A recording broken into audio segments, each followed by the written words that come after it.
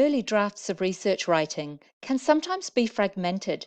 There is good content there, but it reads more like a random list or collage and less like a careful selection of ideas that are organized and developed.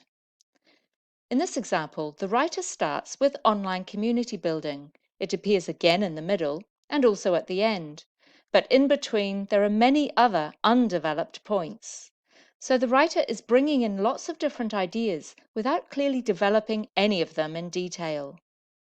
One common strategy for organizing and connecting ideas is to precisely group research findings around a recurring concept or area of research, often called a theme.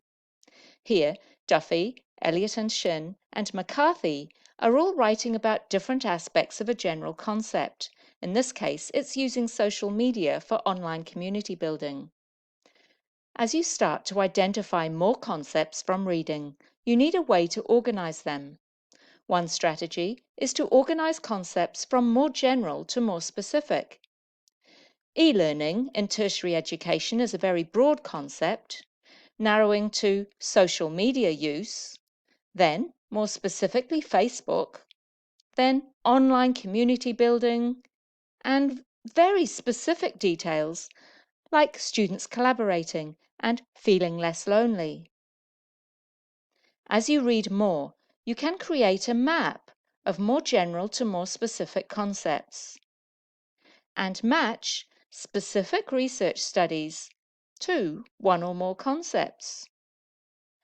This kind of organization then makes it much easier to select content for writing.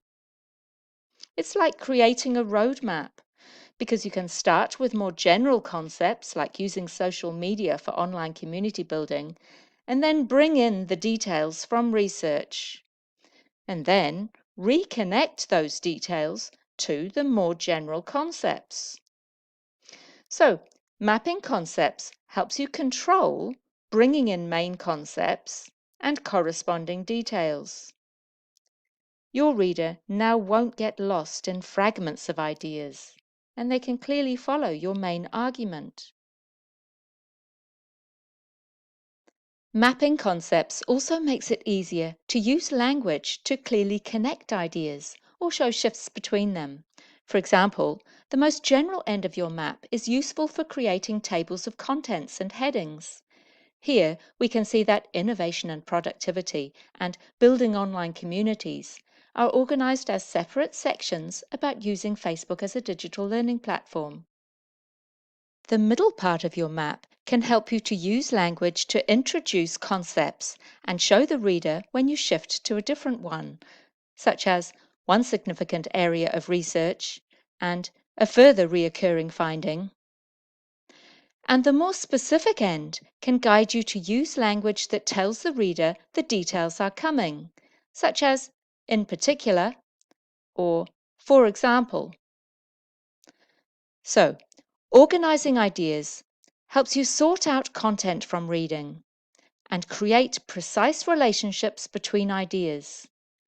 And it is very useful as a roadmap for writing to create headings, start paragraphs, bring in details, reconnect details, and clearly shift between ideas.